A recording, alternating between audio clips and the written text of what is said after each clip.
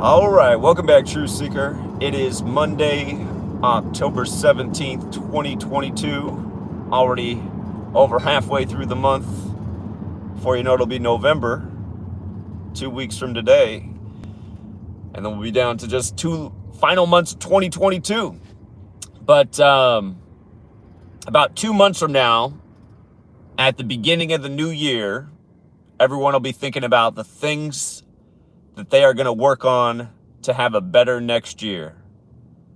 You know, almost everybody does it when New Year's rolls around. The New Year's resolutions. I'm going to do this year. I'm finally going to fix this year.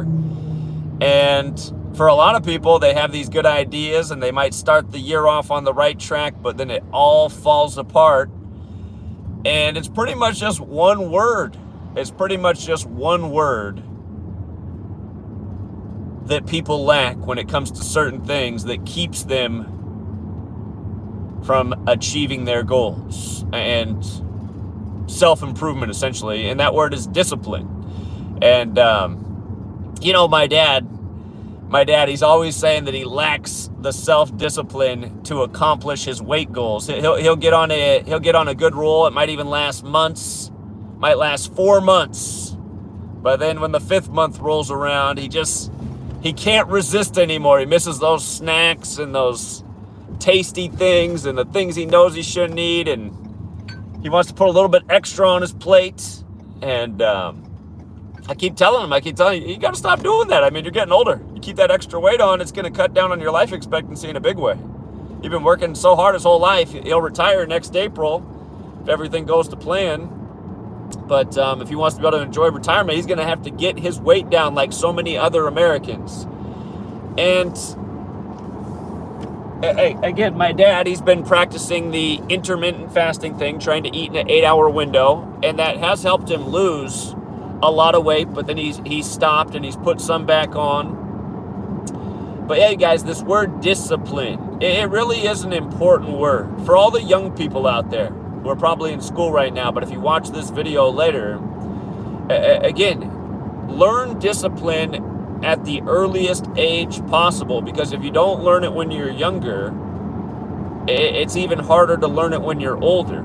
It's like, you know, if you don't address a problem that you have as a young person and you let that problem carry on, it gets even harder to deal with it when you're older. And you know, for me, the one thing that I'm not disciplined in, well, at least the one thing that I'm not disciplined in is just like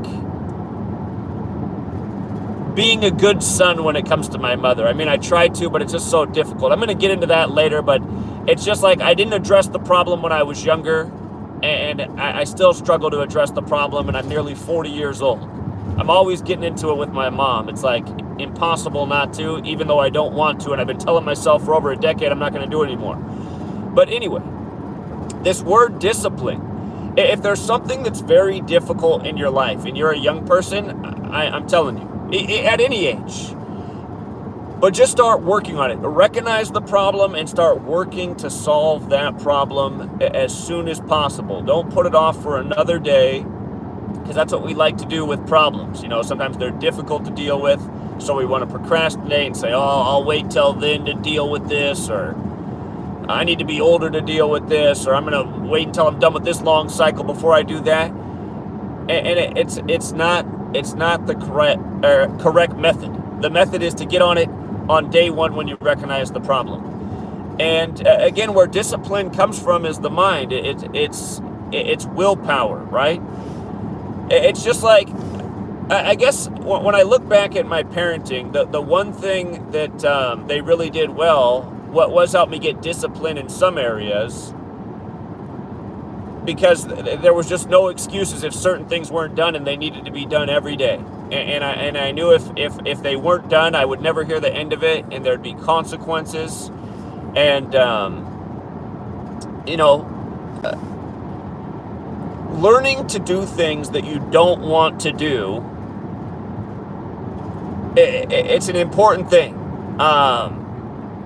You know, for example, even though I was not, my parents weren't around much when I was growing up. They expected me to get to school on my own and get home from school on my own and do my homework. I knew that if the homework wasn't done when my mom was home, it was just going to ruin the night, because my mom can get real nasty. And so I'm not sure that the way they went about things to get me to do things was the best way, because it's like, it's better if you can teach somebody to do something for the right reasons rather than doing it for fear of consequences. And I think my parents did do a little bit of that too, because I remember my mom saying that if I don't study hard, I'll end up like my parents, working hard, slaving away for low wages all day. And that was motivational too. But essentially they did teach me discipline, because they taught me, even though we're not home watching you and you want to go out and play with your friends, you can do that, but you need to be done with your schoolwork first. And if not, that's going to be a big problem. So it got me in that regimented mode day after day. You get home, you grind through the work, you make sure all the work's done, it's done right. I remember one time I finished an assignment, and my mom, she didn't usually check my work, but she came home and she really didn't like the way I did it, and she thought I just rushed through it so I could go play, and it probably was true. But I remember that night I was up all night just doing it just right, and I didn't like that experience. So anyway, she taught me the lesson about, no, you're not going to rush through your work, you're going to do it right. And again, just the thing was, they were on me every day. It wasn't like it was just some days, it was on me every day. So I knew what the expectation was. And again, that is developing the skills of discipline as a young person. Learning to do what you would rather not do, but getting it done for the right reasons. And it transitions into everything else. Like, if you learn a little bit of discipline, that skill can transition into everything else. Just like when I go to the grocery store and I see the people's carts full of junk food, soda, candy, cakes, all this stuff. My taste buds like those things too, right? They like those things as well. But I know that putting those things in my body, nothing more. After the mouth pleasure, it's toxicity in your body. It shears off your life. It ruins your physique.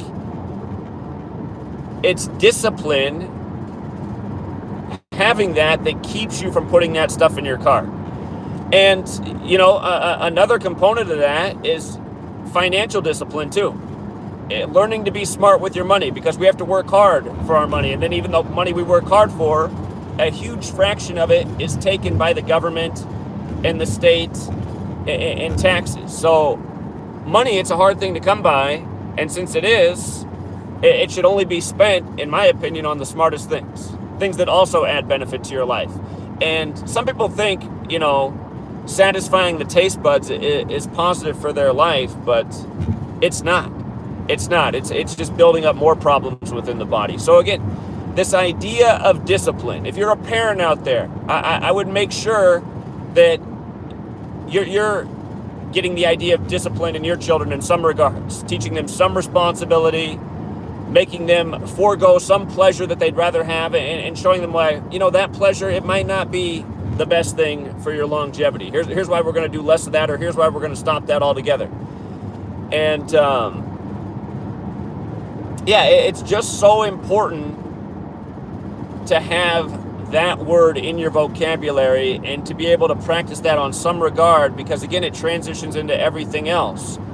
And the one thing my dad would always say to me, it was my mom growing up who was more regimented and serious about things. My dad was real serious about me taking care of athletics, and that's important too. But my mom was more the forward-thinking person, and my dad, he'll always say, I don't know how you do it, Zach. I don't know how you do all that. Oh man, I'd get so tired doing all that. And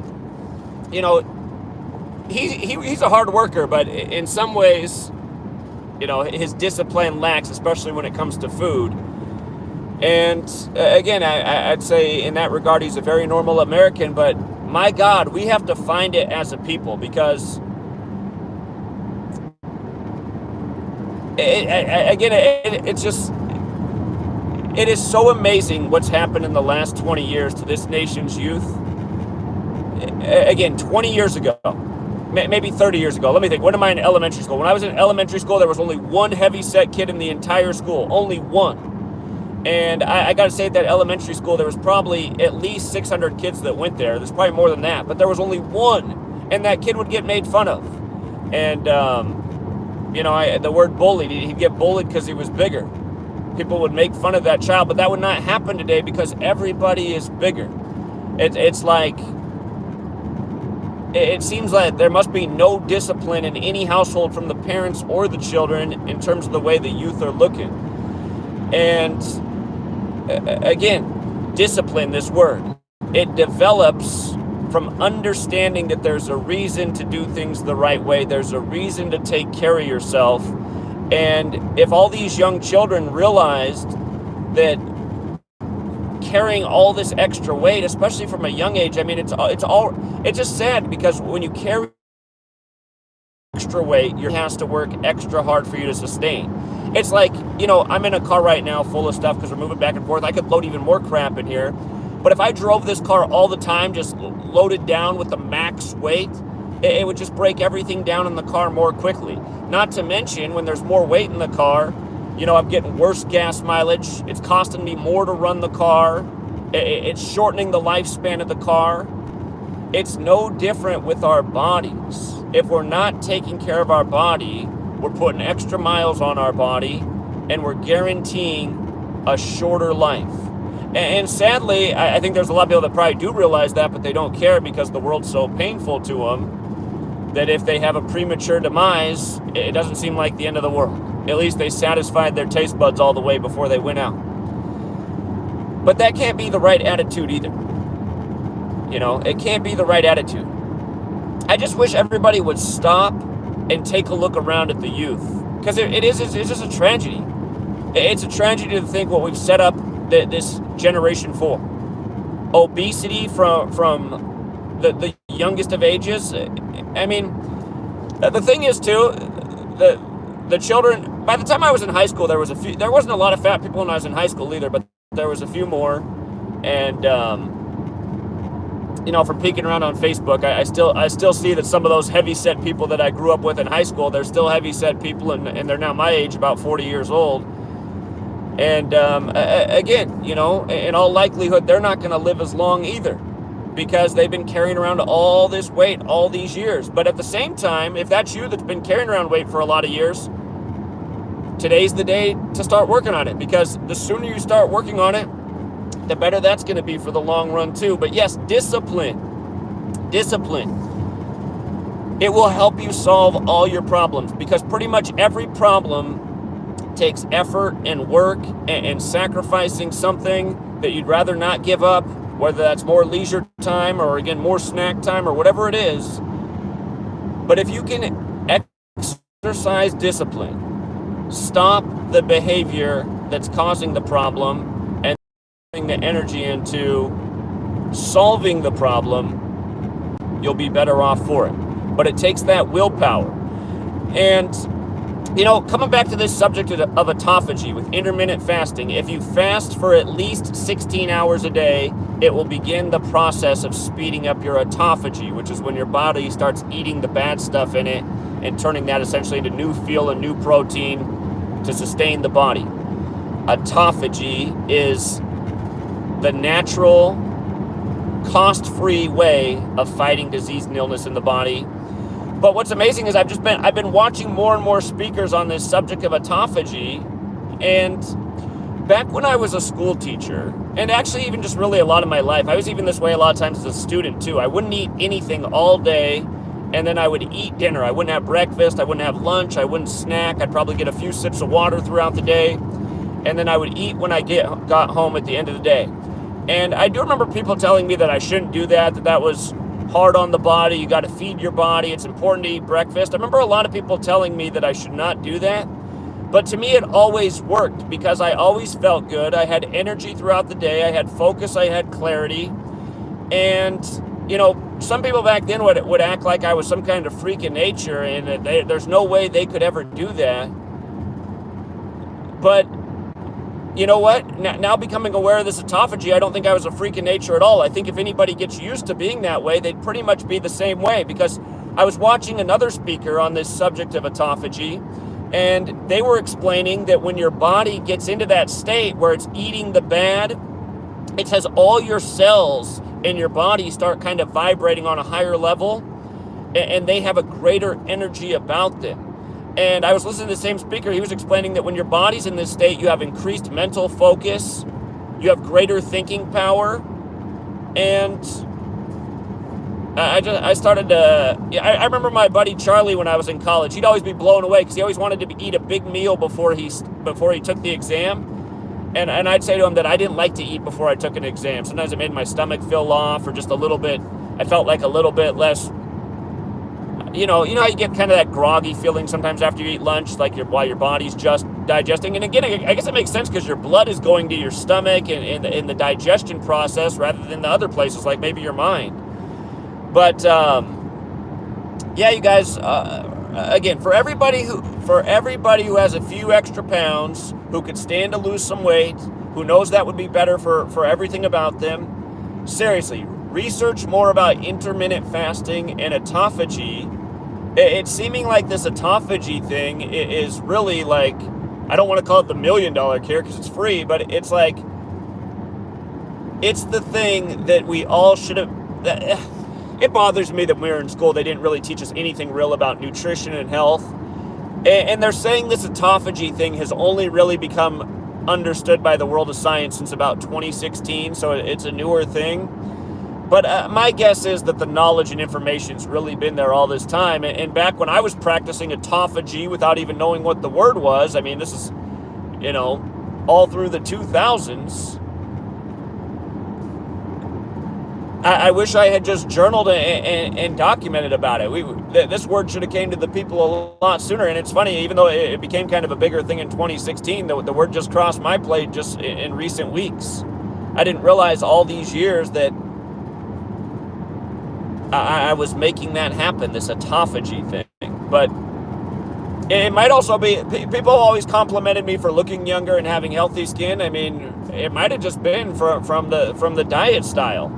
Not eating a whole lot, a lot of days not eating anything until dinner time. So there's been a lot of autophagy going on inside me. And again, just listening to the one speaker, the doctor, talk about how it makes your energy be on a higher level, greater clarity, greater thinking. You guys have heard me talk about it before, just kind of like feeling like if you've never seen the movie Idiocracy, see that movie because it is so relevant to the times, Idiocracy.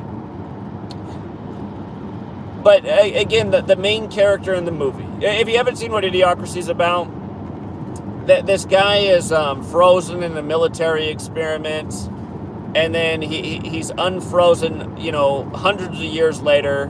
I forget exactly what year it is, but it's way in the future in America.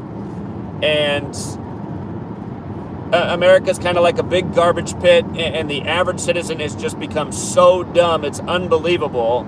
And this guy who got frozen, he was just a normal Joe, average American, and he's still an average American when he's unfrozen. But he just comes back in this time hundreds of years from now, and people have been so dumbed down. The movie's got a lot of little funny jokes in it that should make you laugh if you're awake. The numbers they put on the screen will blow your mind too. But I think they say the average IQ of America drops to 84 or something. And again, United States of America does equal 84 in Gematria. But again, he's a normal guy, and he comes back in this future where everyone's so dumb that everyone treats him like he's a freak of nature, like he's too smart. Remember when you were in school? Well, maybe some people probably had this experience. In school, you did something that was smart and people made fun of you for being smart. That was nerdy. That was dorky.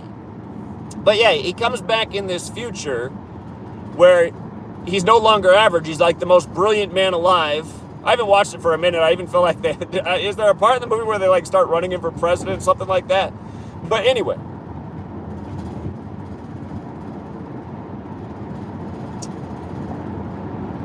I lost my train of thought with the point I was making, actually, about this guy in society. But coming back, just the autophagy thing. You guys, if you have extra weight, not only can you lose weight with this intermittent fasting process, but if you have damage in your body, you can begin healing that damage. And if eating in a 16-hour window sounds impossible to you, because again, you're used to snacking throughout the day, do it in increments. Do it in increments. If eating in a 12-hour window sounds difficult to you, just do that first. Eat in a 12-hour window. And once you got that down, make it a 13-hour window. Then make it a 14-hour window. Then make it a 15. And then get up to 16. And then sustain that. And don't break the rules. Do it every day, all 7 days. Again, if you guys didn't check out Jay Campbell's channel last week, he put out a great video. I said, check out Jay Campbell. He even brought up the word autophagy. I know he watches my channel as well, so maybe we're feeding off each other. But Jay Campbell, again, like I said, you won't agree with every last thing he says, but when it comes to body and nutrition, he's a great inspiration. He's close to 50 years old, and again, he just has an amazing body. I'm pretty sure every man that watches that video will be like, I wish I could snap my fingers and have Jay Campbell's body. You know, strong, healthy, lean. But the thing you'll always notice about Jay is his energy. His energy is awesome. When he speaks, he's just, every time he brings it, he's full of great energy. And that's what happens when you take care of yourself. And he was lecturing about how autophagy, it doesn't work unless you fast for at least 16 hours a day. And the thing is, if you can learn to eat in an even smaller window than 16 hours, I try to go beyond 16 hours. Like yesterday I didn't eat my first meal until about 4 p.m. and it was the only thing I ate all day. And part of the reason I waited later is because on Saturday our schedule got screwed up and we weren't able to eat until like 8:30 p.m. and we don't normally do that. But we ate at 8:30. We were done eating before 9. So do the math on that. So from 9 to midnight's 3 hours. So there was 3 hours that day we didn't eat. And then I didn't eat until 4 p.m. So that's 16 more hours into the day. So my window of not eating was 19 hours, which is good because your body really starts to hit that autophagy right at 16 hours. And then so there was 3 hours where my body was just going through and filtering out crap that was in there. And again, why would you not want to do that for your body every day? Again, you don't have to starve yourself. You're not eating in the hours, the window, but then when it comes time to eat your eating window, you can eat to sustain yourself. If you're very hungry after not eating for that window, you can eat good. I mean, you should never overfill yourself. If you eat to the point where your stomach hurts or you feel like if you bend over, you're going to puke because there's so much in your stomach, if you do that to yourself, you got to stop doing that too. That is overfueling your system. It's just making your body have to work too hard. You feel uncomfortable. You got to stop doing that. When I was a teenager, I'm sure Ralph Nader got it from somebody else, but I heard Ralph Nader say in person, he said, how many bites is too many? 1 bite over is too many. So his point was like, don't even put that extra spoonful in if you already feel full. Don't eat any more. I used to, when I was younger, I'd always go see Ralph Nader speak. I liked Ralph Nader a lot when I was a young person. He had a lot of thoughts about, what's going on in the political world, how to take care of yourself. And I mean, look at Ralph Nader. That guy's, I got to check his age, but I'm pretty sure he's got to be over 90 by now. I got to double check that, but he's getting up there, and Ralph Nader always maintained a lean, healthy physique for all of his life. And great mind. And yeah, if you saw Ralph Nader speak at the end of his life, he'd also tell you that, when he was a young person, the policies and things he was creating for the government, he thought that those things were going to save the day and make this a more perfect nation. But he says the problem with all the programs and positions that I helped, be achieved in the world of government, he said the problem is they're all part of the problem now. He said all these things, they were never intended for the foxes to be guarding the henhouse, but he said all of my legacy now, you got foxes guarding the henhouse in every single thing I helped set up in government. And if you guys don't know Ralph Nader, he's the guy that's credited with seat belts being put in cars and a whole bunch of consumer protections. And yeah, it's a whole nother subject, but he just said when he was younger he could have never imagined the all the things he was trying to, all the regulatory boards and consumer protection things that he helped develop, he could have never imagined that they'd be filled with industry cronies who made him the exact opposite of what they are. But that's a whole other subject, but that's a lesson about government. And as you become older, that's why they say a lot of people when they're younger are liberal, because they have these ideas of like making the government better so that it actually helps the people. But then as they become older, they become more conservative because they see how governments ultimately it ends up being that quote, right?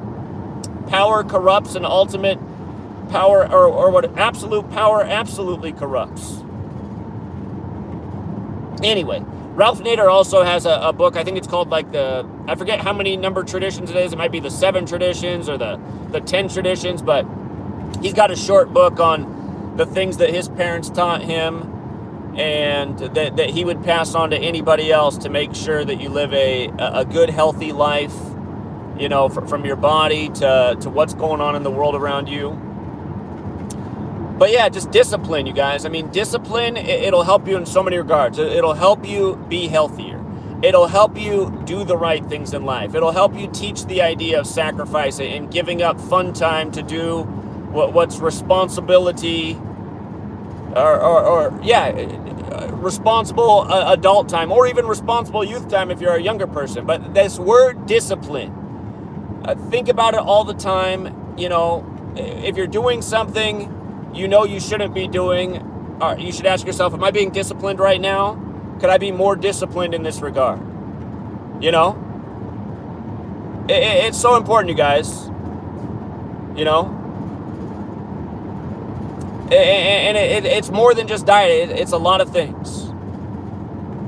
You know, for a lot of people right now, a real subject of discipline is, you know, it's become, I think it was always a problem, right? Because there was girly megs and everything. But for example, when I was a young person, if we wanted to check out some naked women on, you know, and have something to play with ourselves to, we had to go to the store and we had to buy a magazine, or we had to sneak into our parents' adult VHS collection. They're not going to check it out to the store. Again, it was hard to get all this adult pornographic material when I was a child. But now, every child, every person has access to an infinite selection of porn on the world. And again, it's all by design, right? This is all part of all of this stuff you guys going on, from Caitlyn Jenner to the pushing of homosexuality to porn everywhere to what's probably going on with the pokey-dokes and possibly sterilization. All of this stuff has to do with population control. And again, if you have people that aren't even going out and even trying to meet a significant other, and they're just playing with themselves all the time, you know, I mean, if you look around, there's articles about like how massive the female adult toy industry is, how much money's being spent on that. They say all this money's being spent on porn, but I mean, if that's true, it's amazing because there's just free porn everywhere. But again, this is another thing that I think humanity needs to bring out discipline in. If pornography, I feel bad for all the young people that are learning to just play with themselves all the time because it's there all the time on all these screens everywhere. This is another area that they're getting us right now, and I think that's also part of the reason our bodies are looking so bad everywhere. I mean, I know a big motivator when I was growing up for guys to be in shape and be in the gym was to impress women, you know? To impress the significant other. And I'd say the same thing for women too. They want to be in shape to impress a man, but there's probably a lot less of that motivation because people have just like, I don't know, they're just satisfied with themselves and their screen. That's another thing. If that's you, I'm not asking you to be ashamed or embarrassed, because I think it's a lot of people. I think it's a huge percentage. But I'd fix that too, because that was not our intended purpose. Our intended purpose, I'm not going to say that masturbation's completely wrong like some people will. I feel like, you know, so sometimes you might be single, and you know, you might have the blue balls, and you might need to take care of business because the blue balls feel like you're going to need surgery if something doesn't happen. But Yeah, if you're, I have a feeling that a lot of people in this society, had they grown up 20 years ago, you know, that they'd probably have a girlfriend or a boyfriend at the age they're at, but they don't because they've grown up and their normal sex thing is just having sex with themselves while watching a screen. I have a feeling that that's happened to a lot of people just looking at the youth. And just looking at a lot of these young people that are so heavy, I just can't even imagine them having sex. They're so heavy. It's just like, so anyway, if that's you, I would also work on that. And you know what? It'll go hand in hand. If you take care of your body and you get yourself in shape, then you'll be more attractive, and hopefully somebody else out there is getting themselves in shape and you guys meet and you have a story to tell. But anyway, they're breaking us down in society. They're destroying us on all sorts of levels because we lack discipline. They're exploiting human beings where we can be exploited. Our taste buds are something that can easily be exploited. We like sweet, and because we like sweet and it's addictive, the powers that shouldn't be, they said, you know what, let's subsidize a lot of sweet. Let's subsidize a ton of sugar. Let's make a ton of high fructose corn syrup. Let's get these people addicted to sweets. Let's make a lot of money off it. So, again, develop that discipline to resist your sweet craving temptation.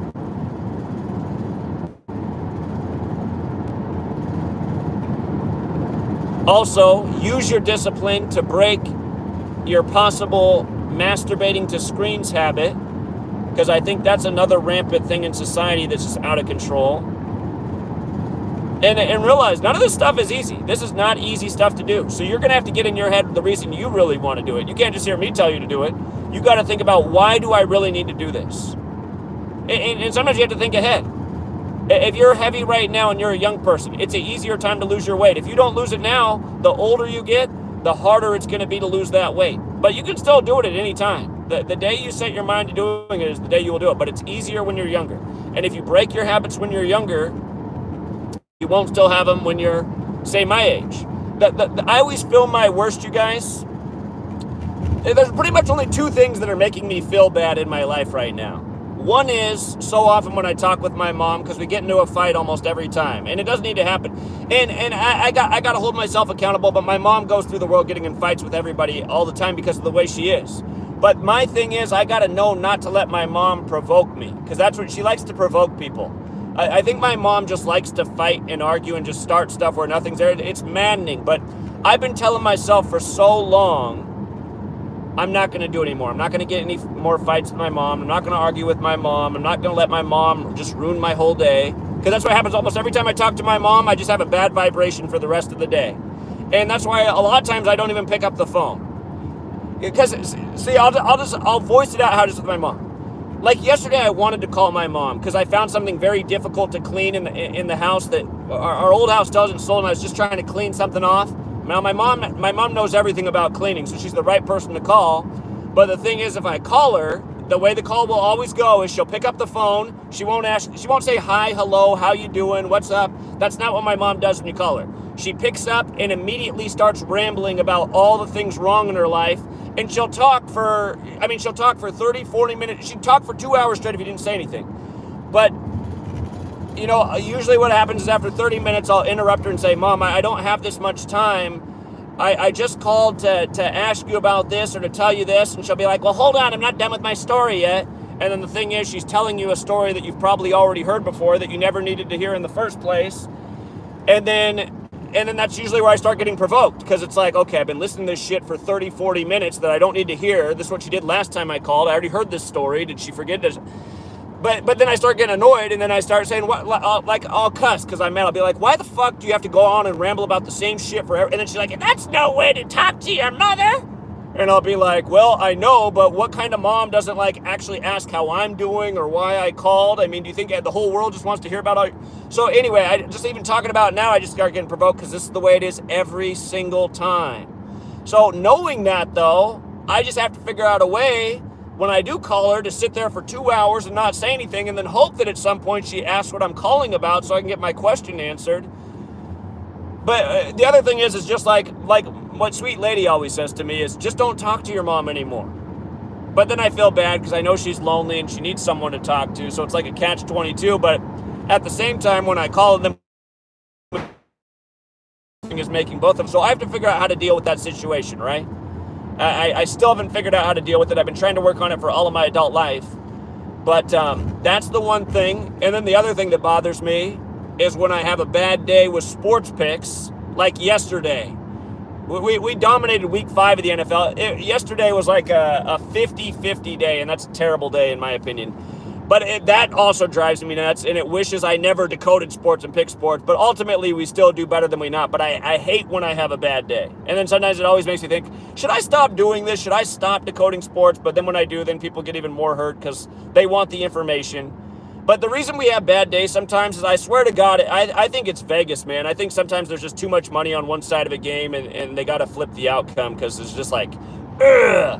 But yeah, these are the two things in my life that I debate on all the time. Because other than that, I'm not really having things happen in my life outside. I'm talking about within my own life that I can control. Of course, all the agendas going on in the world, the fear-mongering, the propaganda, all that bothers me too. And that's why I speak out about that. But I'm talking about things that I can actually control within my own life. So I identify those things in your life too. What is it in your life, the things that get you in trouble, the things that, when they come up, so often there's a problem that ruins your day. Try to identify what those things are and try to work at those things. And I'm telling you, if you can figure it out as a younger person, you could save yourself 20 years of stress, or even more than that. I mean, myself and my mom, we have been fighting for as long as I can remember, since I was a teenager. And it's too bad because it's been a lot of just like negativity and low vibration energy and bad feeling days and feelings of guilt. And, you shouldn't say those kind of things to your mom, and you shouldn't make your mom cry. But understand, in my regard, have some sympathy with what I'm saying. My mom is a lot more difficult person than most people in the world. And here's my point. I don't know how many times in your life somebody stopped and said to you, I'm sorry that you have a mother like this. That's happened to me a lot of times, and I guess I wish my mom would learn from those things. But my mom's 70 years old now, and she's proven that she's not going to learn or change in any way. She's going to continue to be the exact person she is every single day. There's no sign that she'll ever change. And what I have to recognize from my point of view about my mom is she doesn't apologize for anything. She doesn't have any accountability or fault. Nothing's her fault. She points the finger at everybody. And again, my mom's someone who needs to find discipline. I'm working on her stuff, but she's not going to do it. I mean, it's never going to happen. And that's why she goes through life every single day, having so much frustration and fights with everybody and stress with everybody. And then at the end of the day, sometimes she'll cry about all the stress and she'll just blame everyone else for it. But it's like, Mom, the reason you had that problem is because you never talked to that person in a kind voice. You just started screaming at them right away, and it wasn't even their fault. They just worked for the company that you need the solution from. But anyway, if you got problems in your life, again, make today the day you start solving those problems. And I understand easier said than done. But seriously, at least get it in your mind today that yes, I do need to do something about this. And no, I should not put it off. I really should start working on it today. And for the heavy person out there who's listening, see how many hours you can go.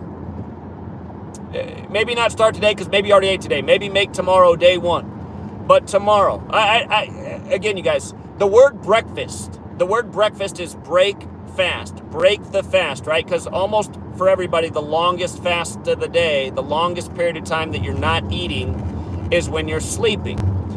And again, think about that. In the time you're not eating, that's when your body is repairing and recovering. And, back when I used to work in a school, people would be sick all the time, but I almost never got sick even though I was around sick people all the time. And I look back and I think now it must have been the lifestyle. It must have been not being aware of autophagy, but just allowing it to happen. I wasn't eating a lot, so my body was repairing. Again, when you're sleeping, your body is repairing, and you're not eating. So it goes to show kind of the way the mechanism works. When you're not feeding your body then, my mom's texting right now, which means she's watching and getting annoyed. See, that's the thing about my mom. She never has any time to stop or think. She just responds and gets angry automatically. And Mom, if you're out there watching, getting annoyed, think about what I'm saying, because it's all facts. But that's the thing, though. My mom, she doesn't have any accountability. And I'm just going to say that because it's true. If anybody else is out there like that, don't be that way. You can't just go through the whole world blaming everybody for your problems. You know? If you have the same problems every day with everyone, that should show that you're doing something wrong, you know? It's just amazing to me that you could be 70 years old and not figure that out. And especially when none of your siblings talk to you, when your own daughter doesn't talk to you, when I'm pretty much the only person that talks to you and I don't even want to talk to you. And essentially the reason I'm talking to my mom is just because I feel bad for her, because I know she's lonely. And why is she lonely? Because she drives everyone away from her and then blames everyone else for everything else going on.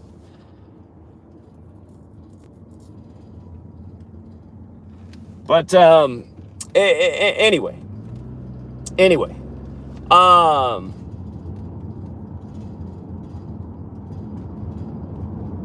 yeah, discipline. Word of the day. Find it. Work on the problems you have. And again, there are solutions if you work towards them. And really, some of these things are simple if you just have discipline. Not eating is actually a pretty simple thing to do. It's pretty simple to not eat if you can just get over, you know, again, if you've trained your body that you're going to feed it all the time, and your stomach's going to be grumbling for a while. It's going to be thinking, where's my sweet beverage? And understand, you guys, you have to understand that. When you drink sugary drinks, that's the same as eating. When you're doing this intermittent fasting, you cannot be drinking soda or coffee with creamer and sugar in it. You can drink, but it cannot be stuff with sugar in it. You have to drink things like water, plain coffee, plain tea. You can't be adding any cream or sugar. That ruins the whole thing. That you can't even cheat a little bit. Cheating a little bit ruins the whole thing. Autophagy works when your body has not gotten any type of food or calorie source for 16 plus hours. So that's what you have to be doing. 16 plus hours, and the longer you can go, the better. Again, there's extreme autophagy. Like if you're dying from cancer, again, read the cases about people who did extreme fasting. And again, that means like not eating for 4 or 5 days, but people are finding that when they do that, they're eating up their cancer and their tumor, and they're defying what the doctor said was possible. You know, for all the doctors who gave people a death sentence, because realize this is not part of Western medicine yet. It's not part of Western medicine to... See, my mom gets so provoked. She's just text messaging away right now. She's all mad. But, and that's it too. If you're someone who just gets mad and just reacts to everything and spaz, what my mom does every time she gets mad is she sends text messages this long with all the same words the last time she got mad. It's like, you've already said that 1,000,000 times in your life. You don't need to spend your next 20 minutes writing out the same text message. And, but yeah, again, for all the people like my mom who get provoked and upset and angry, if somebody's saying something that you don't like, think about what they're saying, because maybe it's actually advice you need to take too. That's it. A lot of people just got such shallow feelings, and they get hurt so easily, and they can't take any feedback, and everything is an attack. And yeah, I mean, my mom's probably mad too, because she heard that sweet lady always tells me not to, because my mom doesn't get along with anyone, so she's never got along with any of my sweet ladies. But and you know, like, my mom is always ragging on sweet lady right now. It's like, how can you rag on a person like this? She's loyal as everything. She's hardworking. She's smart. She's funny. She's disciplined. I mean, now technically she's a doctor. I mean, like, you would think anybody's mom would be happy with that kind of person. Like, wow, you found yourself a really good person. That's hard to do at this day and age. But no, she can't say anything positive. She's just going to find the things she doesn't like about her and complain about that. And even those things are 8 years in the past. The things that my mom doesn't like about Sweet Lady are true of Sweet Lady back in 2014. And she worked on those things. And it's because I told her I didn't like those things either.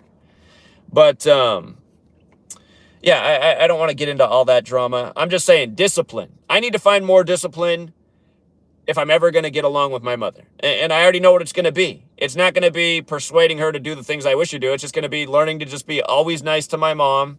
And just anytime I call her, I'm just going to have to let her rant on for however long she needs to rant on for.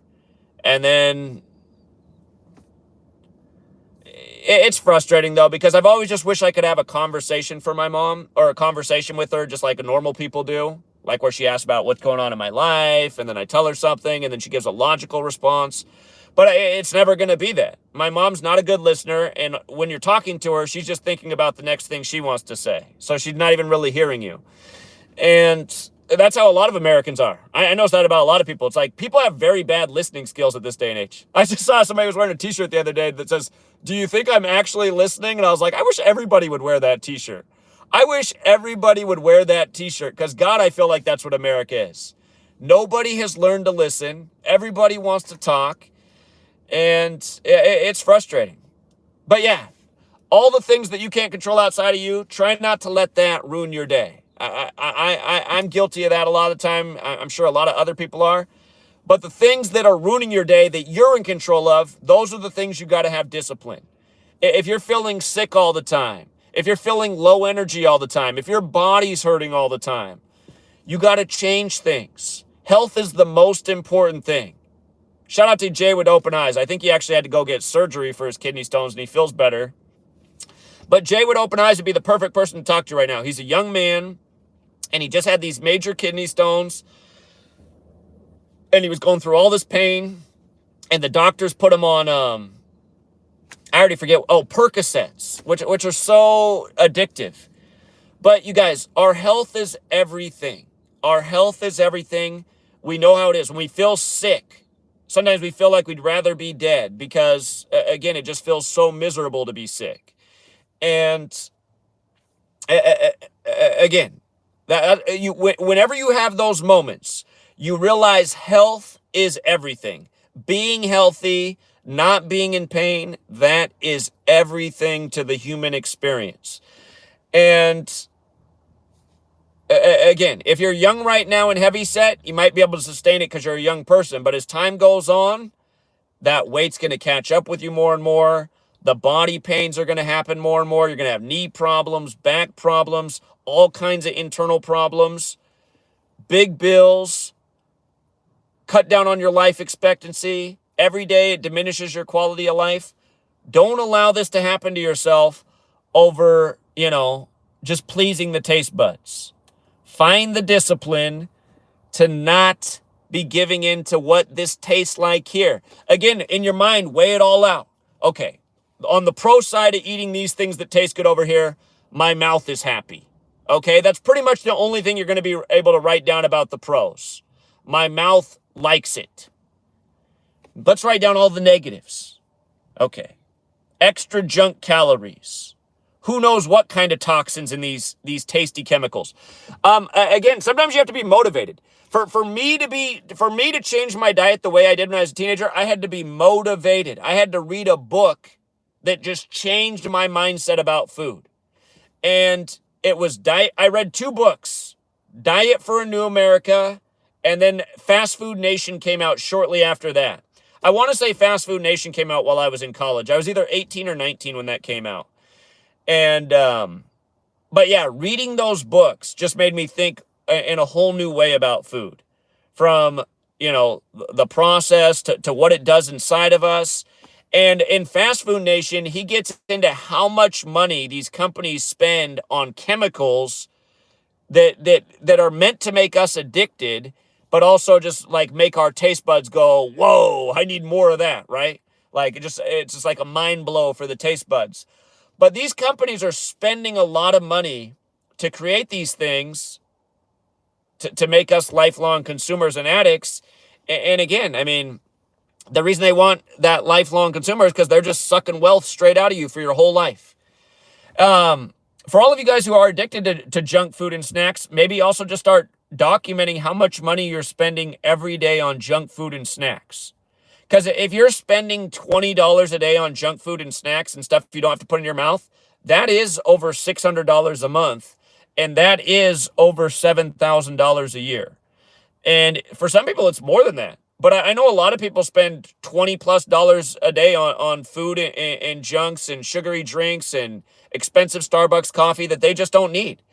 And if you're tight on money and you realize that you're spending $7,000 a year on stuff that's ultimately not doing any good for your body, $7,000 goes a long way, you know? So $7,000, even as expensive as things have become. And that's another thing too.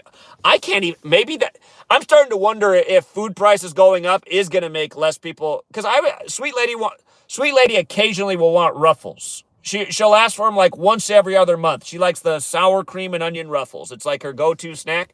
She'll eat 5 to 6 bags a year, okay? So, I mean, that's within reason. It'd be better to eat 0. But if that's the only junk food you're having in your life and it's just on occasion, that's how Sweet Lady is. But, I mean, if it's not on sale, like a bag of those chips right now, for just the small bag, the 8.5 ounce, it's $6 for a bag. I mean, I can't justify that. And when I tell Sweet Lady that too, and I don't get it at the store for her, she's not mad about it. She's like, yeah, that's too much.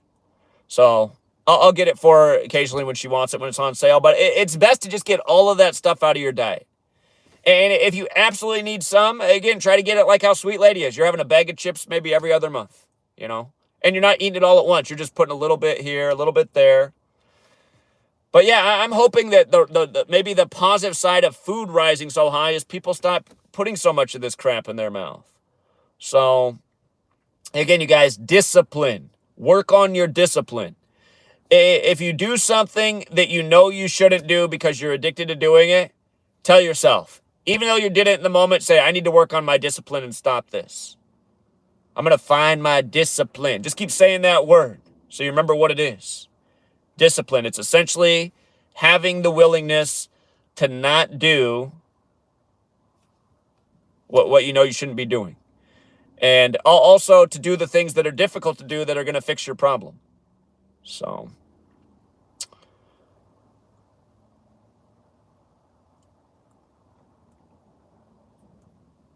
trying to think if there's anything else I need to say before I wrap this up. I did see some people gave some super chats earlier. We raised $12 during the stream. I appreciate that. Sorry, I couldn't see the comments while I was driving, but the next time I do a live stream sitting down in front of a computer, I'll go back and thank those super chatters. I do appreciate it. I felt like there was one more thing I wanted to say, though, in addition to discipline.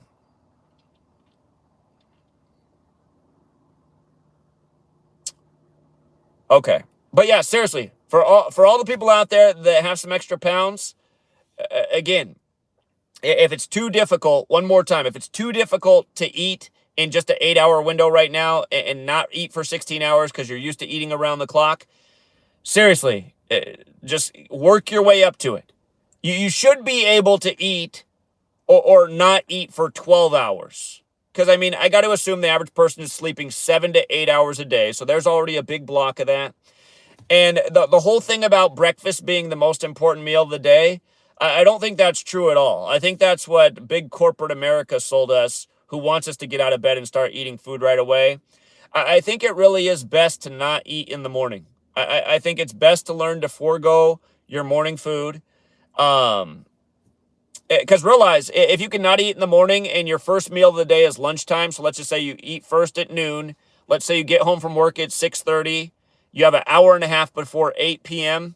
If you can eat between noon and 8, you're not eating before noon, you're not eating after 8 p.m., that's an 8-hour window. And to me, that's probably the schedule for most Americans, because so many of us work 9 to 5, right? Or 9 to 6. And you probably do get home around 6:30. And again, if you can get home and eat right away and be done eating by 7, that's awesome, because now you're eating in a 7-hour window and you're not eating for 17 hours, if you can adjust to that schedule, that extra hour is good because that's full-on autophagy mode. That extra hour is a full extra hour, your body cleaning itself out. And think about that. If you're giving your body an extra hour every single day of like really hardcore disease and illness fighting, think about what that does for you, especially over a lifetime. So, and again, our bodies are very adjustable. So if you're used to eating all the time and that's what your body's used to, it might be difficult in the transition period. But once your body transitions, I think you're going to find that you feel better than ever. You know, observing this short eating window and this autophagy process. And, you know, my mom, you know, Mom, if you're still out there, my mom's another excuse maker when it comes to food. She'll lecture everybody on how they should be eating, but then you go to her house and you open up she hides her food when I come home to visit. The last time I went there, in the back of the pantry, she had it back behind everything, but I found it. She had this huge tub. I forget what they're called. They're like a wafer that's like this. It's like white on both sides with a chocolate cream filling. It's kind of like a fancy cookie thing. They're popular. I forget what they're called, but she just had this huge bin of them in the back. And I said, I thought you weren't eating junk food. She's like, oh, those are just for the kids when they come over. And I laughed because the kids don't come over anymore. And the fact that she hid them back there. And it's just like when I was a kid. We never went, like when we went out to eat, it was a rare thing.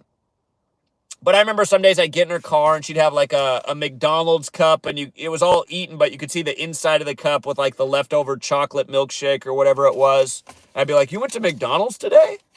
She's like, no. I was like, well, how come you have ice cream residue all over this cup? And she'd be like, oh, I don't. Throw in the back seat.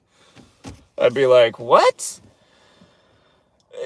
My mom, you know, like a lot of people, you know, they hide their guilty habits. They don't admit it. They eat it when nobody's looking. They're sneaking around and then lying about what they're eating. She's texting right now. She's watching again and getting mad.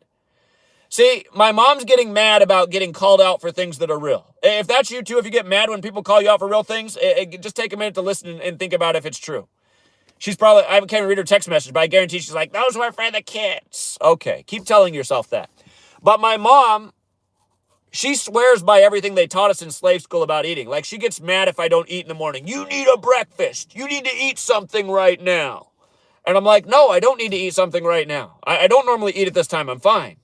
And then next thing I know, she's made up a breakfast and, you know, it's just like, it's too much food too. It's a whole ton of food. And then she's like, it's the most important meal of the day, repeating the same slogans that she's seen on TV.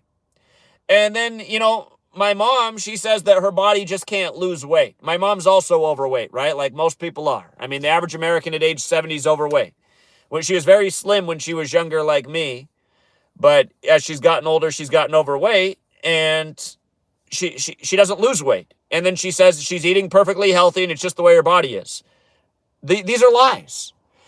If she would stop hiding the ice cream and the cookies and just get rid of that, that would help. But also, if she would stop eating breakfast. Again, I think breakfast might be the most troublesome meal of the day for most Americans. I think that's the real thing going on in America. Breakfast is the most troubling meal of the day. Look at what people are eating for breakfast. Pop-Tarts? I had my friend Darrell come stay with me, and all he wanted to eat was Pop-Tarts. I was like, dude, he's even older than I am. He was in his early 40s. Okay. Are we back? Okay, so breakfast, you guys. I mean, you look at the stuff people are eating for breakfast. Pop-Tarts, sugary cereal, pancakes, which is sugar with then sugary syrup on top, waffles, French toast. All this stuff is crap. All this stuff is crap. You know what?